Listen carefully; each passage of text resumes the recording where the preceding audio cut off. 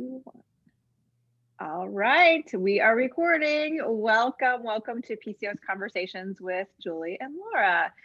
How you doing, Laura? I'm, I'm really good today. I love the goofy already.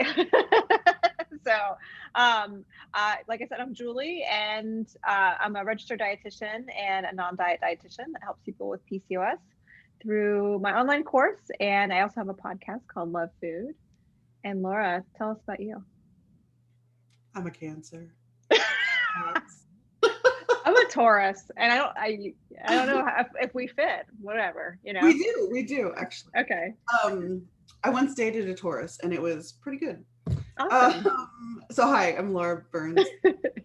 What's going on?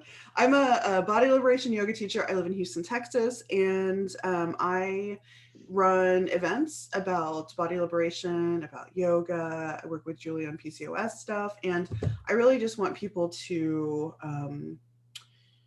honor their bodies as they are, and try to move away from feeling like their body should be any particular thing, because that is what has been the most helpful for me and my own personal journey. It's not like a small thing, or it's not a big thing. Rather, it's like we all need to have this. We all need to have this in our lives. It's also not a small thing, though. It's not a small thing. Yeah, it's really hard. It's a lot of work. Yes, the way that the world is currently wired, it is certainly a lot of work. Well, we are going to go through a few things, as always, a card pull question and a topic. And first up is the card pull. Can't see it, of course, because the light is always too bright this time of day.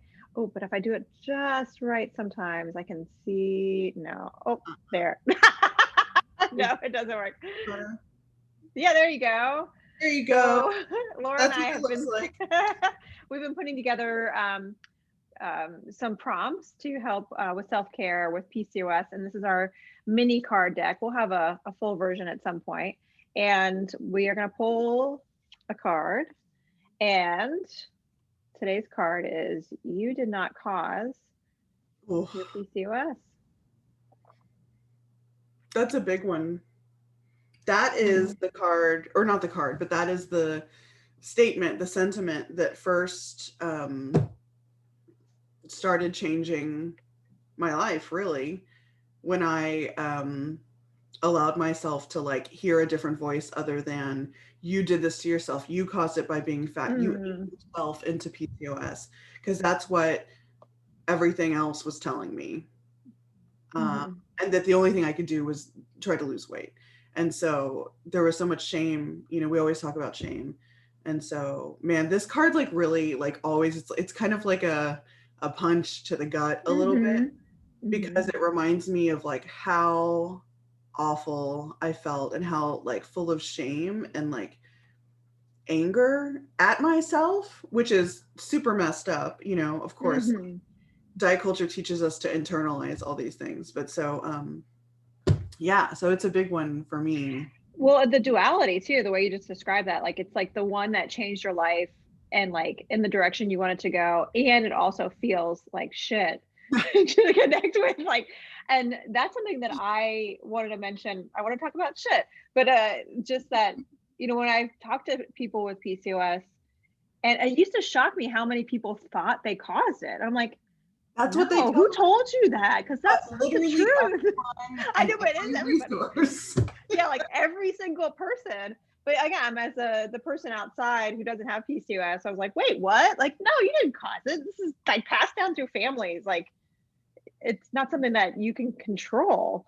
And the thing that whenever we talk about this on our Instagram page or in our group, something that often comes up, and I always just think it's really interesting. And I think there's a lot of layers to it too, but like people talk about like, oh, it feels so good to know I didn't cause it. But then also this like letdown of like, oh, I'm always going to have it. Like I can't fix it. Yeah. Cause if I didn't cause it, then I can't fix it. Probably. Yeah. And then we come in with like, also there's no cure. And then it's like, oh, but they told me that I could cure it with weight loss, except that you can't, because there is no actual cure. And then you're just like, oh yeah, like people are like, you're just being so pessimistic.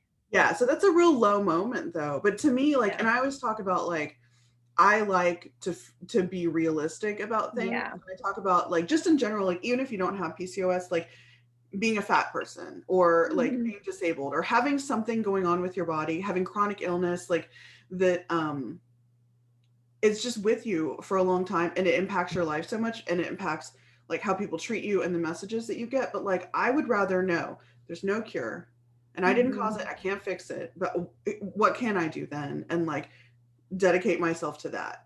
Yeah. I can control about this. And like it does, like there is like a kind of a bleak moment, I think, where you have to, you know, try to come to terms with the fact that there's no cure, you know, there's no like little fix that you can do, even if the fix is like really challenging and hard and you would be willing to work on it, like that doesn't even exist. Like Yeah. I wonder too about like I'm sorry, go ahead. No, I was just saying all you can do is care for yourself. Yeah. Yeah.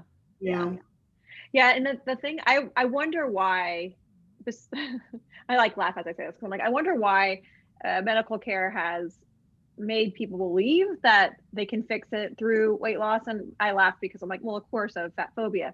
But also, there's another part of it too that I think it has probably layers of misogyny and kind of I know better. But you know, as physicians, I worked in a hospital that was a medical school for many years. And what I gathered is like doctors are taught how to be calm. Like, I mean, the house can be burning down and they're going to be like, we need to go get the fire extinguisher. You know, like that's just, and in a crisis, that's really important, right? To have that. And there would be people like in the middle of like a heart attack and a doctor would go tell the family that your family member is stable, but in the head, they're like stably, like, you know, but stably in the same place. And I think for this, I think about doctors having to go and tell someone like, oh, we have this condition that we're diagnosing you with. We really don't know what to do about it and we can't take it away. But instead they gave you this like puzzle that's going to take your whole life.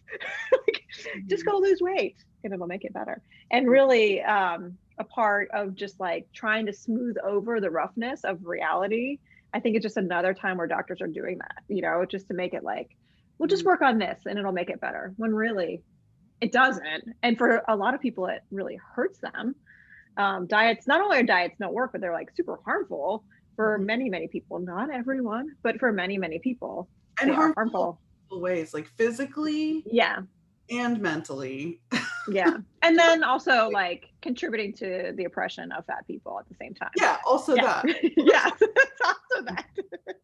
There's also that. I think, I don't know, maybe I'm uncharitable because I just think like, I don't know, to me, it's not like a smoothing over, it's like a fat phobia thing. Yeah, I think it's mostly that. But I always think about how doctors, sometimes they just don't want to like people to leave distressed. And well, except when it comes to size, because I think about like so many people, that's the only time. So I feel like, I said I feel like it's very condescending.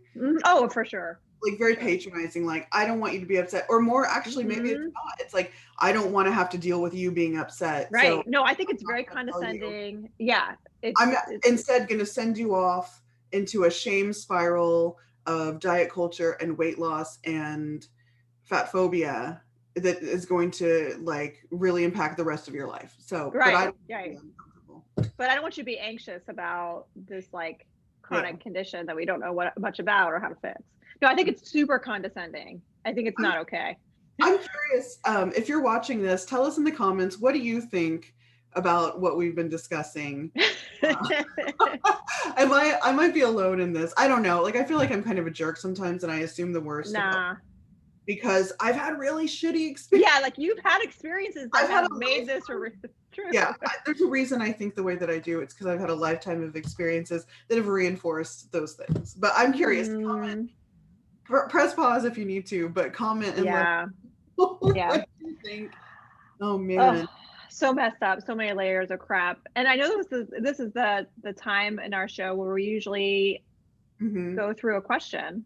But we don't have any questions. Instead, we wanted to ask y'all a question. And actually, the question is kind of perfect for what we were just talking about. So I'm going to read you the question. I'm going to look over here because I'm literally reading it. But it says, We know that diet culture comes from white supremacy and capitalism.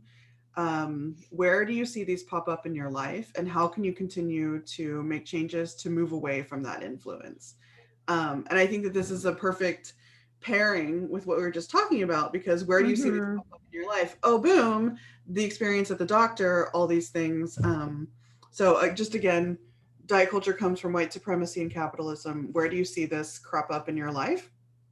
And then how can you move away from that? How can you make changes to reduce that impact or influence? It's so big. It's a huge question.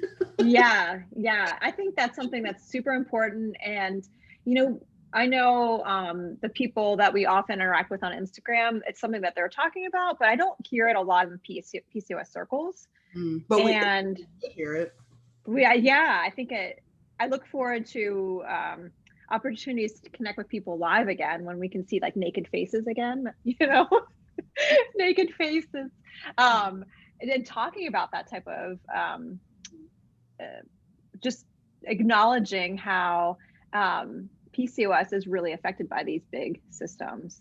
So. It really is. So yeah, I don't know if anyone has anyone who's watching has anything to share about that, but I would certainly, I know Julie would too, love to hear your answers, your thoughts about that. Put it there. Yeah, put it in the comments below for sure. And if you maybe like it starts like a chain of thoughts, but you're not really sure how to like articulate it in a comment, just think about it. Let it, percolate in your mind, and you can always come back later and comment or talk to somebody in real life, real life.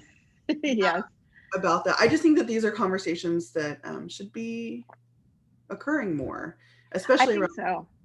Yeah, I think so too. And discussing these systems and how they affect your PCOS, especially if you're someone who's like, maybe I should go on a diet, or maybe I should do something differently, or maybe I'm not trying hard enough, including this in that kind of discussion. I hope it helps you to put the anger where it needs to go. Put it where it needs to be. This direction. Not on yourself. Yes. Yeah. All right. Are we ready to go to our topic? We are. I've got the box. All right. So in case you're new here, welcome. And also 13 minutes in, welcome. Inside this box are, how do I open it like this? A bunch of topics. There's one pink one. A bunch of topics that we put in here, but we don't remember what they are because it's been too long. And so we just draw one. So I shake it up and I pull, and then we talk about it. You ready? I think so. Maybe not. Okay. That's not the pink one. Not the pink one. What? I think that the universe really wants us to talk about this topic. It says, let's see, can you see this? No. It says white supremacy in the PCOS world. Shut up. Oh my gosh. No shit. Well, I mean, right. We are recording this on Martin Luther King Jr. Day, MLK Day. So, you know what? Perfect. Thank you. The world provides. Okay. Oh my God. Where do we begin? I know. I think maybe let's back it up to that diet culture comes from white supremacy and capitalism. Maybe let's start there. Yeah. So, okay. Where do I begin? I know it's really hard 400 years ago. I mean, honestly, that's where it begins, right? It's like people were stolen and taken into slavery, and white supremacy started before then. Well, that's true. That's a good point. But we can start there. We don't have to go all the way back to there. But I think even just acknowledging that a lot of times when people are going on a diet, they don't know that it started because of white supremacy, and how we of course we read that book together in the PCOS Body Liberation community for our book club. One of the books was Fearing the Black Body. And that's Sabrina Strings, in case you're interested. Yes. very thorough book on the history of the roots of diets, how it came from white supremacy and whites wanting to differentiate themselves from other people. Yeah. And like you see that, you know, still reflected in diet culture today with like even just like beauty standards, right? So like Eurocentric beauty standards, like what is considered a beautiful face, right? Like the like thin nose, full lips but not too full, right? You know, like certain features, and certain features that are found specifically in like white faces. You know, and like if you look within, so I'm a Japanese American, and so I think a lot about like Japan and beauty standards and stuff. And my family from Japan was farmers and historically very tan, like very like pretty brown skin, because they were literally outside working in the field. So everyone was always very tan, and over time like they just started being born more tan. And so historically, like I think that's what everybody looked like. But you know, like in pretty much probably most cultures, I would say like colorism is a thing. And so like the noble Japanese, the rich Japanese wanted to be as, you know, light skinned as possible. And you see this across cultures, and you see, you know, skin bleaching creams and nose products. You can still buy these that you clamp onto your nose to thin it. And so like, the idea being over time that it like thins your nose out. I'm like, this nose is like my Japanese family's nose for sure. You can look at like people in my family and it's not thin, you know, and like that's not considered like the ideal. And so even, you know, in cultures that are not part of Europe, I don't know why I did this, that are not part of Europe is not you know, it's like all beauty standards then are measured, or all people's beauty are measured against this one standard.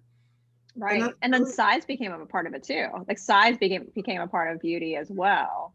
Yeah. In that same and health was not a part of that for so long. Like it was really just a way to differentiate and to show like, oh, I'm more powerful as a white person because I'm smaller. And yeah, I'm trying to remember exactly when, I think it was at the mid 1800s when there was health kind of twists that came into body size, maybe even like late 1800s. Yeah, I don't My memory shot. I have a terrible memory, so I don't remember. Like, I remember Kellogg was involved in Graham. Yeah. I think like mid to late 1800s sounds about right. And so we have then like the attributing of health to different shapes and sizes of bodies, right? And it's not like the first time that ever existed, but that's, I think, at least here in the States, which is where, you know, we live, that's what we know. That's where it really like became a thing here. And then there's like, you know, the Kellogg health clinic where you would go and like jiggle on the whatever to lose your fat. But I think it's really important when we talk about like diet culture coming from white supremacy, to bring in the capitalism part, because diet culture thrives because of money. Diet culture exists to sell products. And if it didn't, like if companies couldn't make money on diet culture products, and that can be, you know, weight loss products, it can be like makeup and clothing, and you know, it's like it's everything, right? So it's not just like, oh, like, you know, Weight Watchers. It's our entire culture is built around selling us shame and anti-fatness. And so like if you removed capitalism from the equation, and capitalism is so tied to white supremacy, right? Like they're like this. Right. Yeah. And then diet culture, much fear of losing power, basically, that yeah. And so if you could imagine a world without capitalism in the way that we have it inflicted on us, think about how quickly dieting would probably fall away, you know, because we wouldn't have like every single advertisement, you know, focused on that thing, and it wouldn't be so like ingrained, I think, in our minds. Yeah, it wouldn't be reinforced constantly. And how diets are how they're promoted, you know, maybe it's like advertising, or how they have infiltrated the medical establishment to be able to convince certain recommendations. How in the US, diet culture has gotten into the recommendations as dietitians that we make. You know, they've infiltrated all the systems, and because they make so much money from it. And I think if there wasn't a capitalism there, then there wouldn't be so much invasion. And because they have so much money, like they're so good at manipulating. They're I hate it. And I was just thinking as you were talking, like all the places that I have seen diet culture, and then also like white supremacy and capitalism. Like, I can't separate them. They're all together. Yeah. It made me think about, like, there was a restaurant in China, I think, that was like the customers had to be weighed, and then you paid based on how much you weighed. So if you were fatter, you paid more. What? And like there was an airline, I think also in Asia. Man, Asia, what is going on? Get your shit together. But I think there was an airline that also was like weighing passengers and like basing the price of the ticket based on how much weight or how much you weigh. And I'm just like, oh my God. And like that could be the future. That's what freaks me out the most, is like, yeah, it could be. I could easily see that being the future. Because if you look at like workplace, like health programs in workplaces, which are usually just like weight loss programs. Really, right, exactly. But they call it like a health challenge or whatever. Like, you know, they're doing it, and it's through HR. It's like to get you to lose weight so that they don't have to pay so much for health insurance, you know? And I don't know if this exists. I'm assuming that it does somewhere, but maybe it doesn't, that you would have to pay more for your health insurance. Yes. Yeah, that's exactly. Yeah. And I say that with, yes, because for many years when I worked with people recovering from their eating disorder, you know, people recover from an eating disorder, and as they're recovering, they can be any size, you know? And so people would go and renew their insurance, their health insurance, and be told, oh, well, your BMI is too high, so you need to go join this Weight Watchers or whatever. It's usually Weight Watchers because they've infiltrated the HR systems. If you join their weekly meetings, you don't have to pay this higher premium. But if you don't go to them, then you have to pay this higher premium. And literally, for people recovering from an eating disorder, they could die by relapsing. And I'm like, that's going to cost a lot more for you, health insurance company, to pay for an inpatient residential treatment. And that's someone who has access, of course, like to be able to do all that stuff. And yeah, so horrible. And I really think that that's how capitalism is designing, like how weight is discussed. Like I think about like movies that are about the future. There's so many that don't include people with different sizes. And it's thin and wearing a jumpsuit. Yes, totally. Like a jumpsuit that looks like, I don't care, but yeah, and all the same size. Or when I do see larger bodies in those kind of movies, they're like disgusting. Oh yeah. Gluttonous, you know, cautionary tales. Like I've never seen the movie WALL-E because I heard that it was super fat phobic. So fat phobic. Yeah, and so I've never watched it because I know that it would just piss me off and like heavy. But like I think that's like a futuristic thing where like people like made themselves all fat or something, whatever. Oh my God. And then another side that we haven't mentioned, diet culture being part of white supremacy, the food side of things. And this is something that I think that like we kind of occasionally bring up, but like there's so many times when non-white people are told that their food is bad, like their cultural food or their food is bad. And I always harp on this because it pisses me off so much. What foods come to mind for you when you think of that? Well, I think about always like people talk about soul food. It's like so bad and you shouldn't eat it or you should healthify it. I think about personally, just because I've experienced it, being told that like Japanese food should be healthified. Like white rice, you should have brown rice or something. Yeah, you shouldn't eat white rice. You should have brown rice or make cauliflower rice instead. Oh, that's one that really pisses me off. And like, listen, I actually like cauliflower rice. Whenever I say this, people are like, cauliflower rice is gross. I know. I actually like it. I would Yeah. choose that. I sometimes prepare that for myself when I want that. Yeah, not when But you're wanting listen, rice. when I'm making like my people's food, I don't Mm-hmm. want that. Yeah, I yeah, want real rice because it doesn't taste right. The texture is not right. It's not yeah. what I'm looking for, in that moment. Like oh my gosh, one of my favorite comfort foods is a bowl of like hot, like steamy, right out of the rice cooker, white rice with like different Japanese pickles That and sounds good.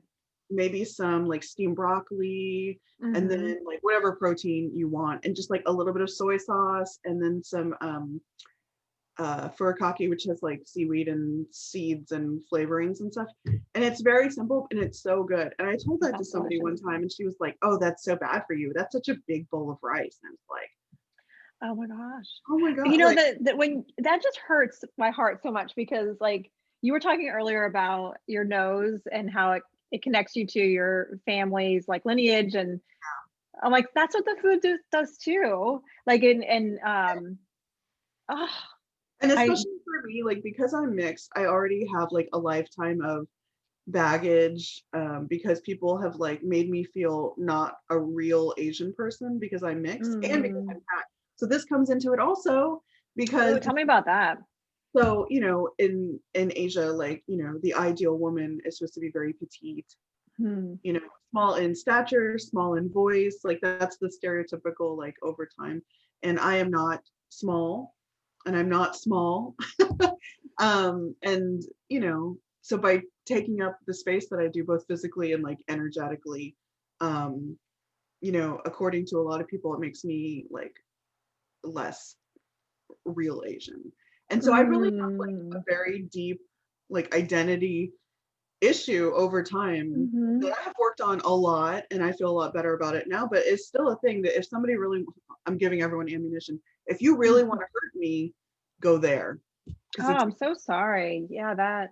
um Mm. and so like people making fun of or saying comments about the food that I eat or my nose. So like my nose, I don't really have a bridge. It's very Hmm. flat here, and this is my family's nose. Like Yeah. this is just That what made me smile hearing you talk about that. Like that's my family's nose. and I I love just that. I love yeah. this is my mom's nose. Like this is it. And it's Hmm. so cute and I love it. But like people over time have always like kind of made fun of this. Mm. Or like I can't buy like I call them white people glasses Hmm. because they if they don't have the nose pads that rest here, they just slip down to Oh yeah. they don't Yeah. have a bridge. Hmm. But it's like I can't buy glasses at a regular store unless they have like enough cute ones that have the nose pads. And even then, if Yeah. they're not shaped right, I have to like fiddle. Um, Yeah. Ooh, that's white supremacy coming in too. yeah, like Capitalism right there. Yep. You can't get the glasses at Target and like there's like not as many options, you know. yeah, so you have to go to like the Asian optometrist office because Mm. better. Hmm. But then I'm also fat, so I need them in white, and they often don't have those like those Oh, glasses in the wider like it's like a whole problem. Um, yeah.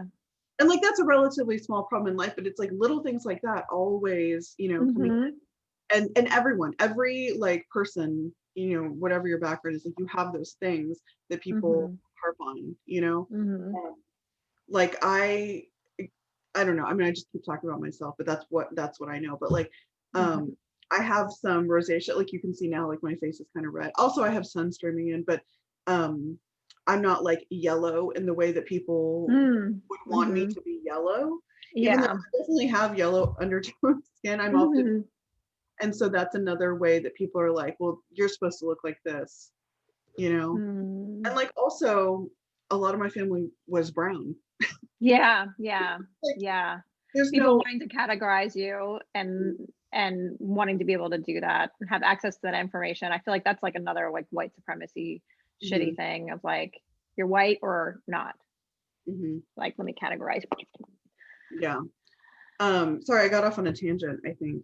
Well, thanks for like sharing. I'm like, because it's like, I'm like, it's you and me talking. So I'm like, thanks for sharing with me, but also the rest of us here, like your experience. And I don't know, like thank you for that emotional side of like your experience, because that's a lot. So thank you. And I mean it a lot in a way of like, thank you for giving us access to that kind of experience. So Thanks. yeah. Yeah, I mean, it's a lot. I mean, it's a lot like, and that's kind of another way. Well, this is not necessarily diet culture, but it's about white supremacy. It's like people of color are expected to like be really vulnerable and like and share.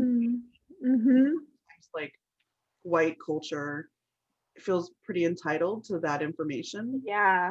You Yeah. know? Yeah. And I really appreciate you saying that. And honoring my past mistakes in that way. Because I can remember being like, well, what is it like to blah blah blah, you know, whatever it would be. And just thinking that by me asking, that meant I needed to know that information. yeah. Well, And thing is, yeah. like, you know, I don't think that people are like trying to be entitled about it or trying to be whatever. Yeah. The way that things have been done for so long, and so, you know, once you know, you do better. Well, yeah, and also like compensate people for this. So I think That's a whole about, other conversation. yeah, because I think that's something that I didn't really appreciate, is like how much energy and like talking about things that are hard, like how that is hard on a person and asking a lot. So to pause Um, before asking for that reason. But anyway, yeah, we could go on for a long time on this one. I There's know so it's much like, to it. that's like a whole other conversation that I want to have, but like now is not the We'll put a pin in that one. time. So I guess like final words about diet culture and white supremacy and capitalism. I'm adding in capitalism, even though that it didn't say it in here. Because I mean, to me, they're like this. Yeah. I always And, think of white supremacy as the big thing on mhm, top, and capitalism is like one of its kids. mhm. You And know? honestly, diet culture is another one. Oh yeah, for sure. Diet culture is too. Diet culture is not like the grandkid; it's the No. It's like I see capitalism, diet culture, misogyny. I mean, I don't know. There's probably some other ones in there too. Um, yeah. anyway, yeah. You know, I think I always want for myself, people in my life, anyone listening, if you're trying to reject diets and it's hard, this is why. And if you feel constantly kind of seduced back into trying another diet, this is why. It's like a big, huge, powerful system.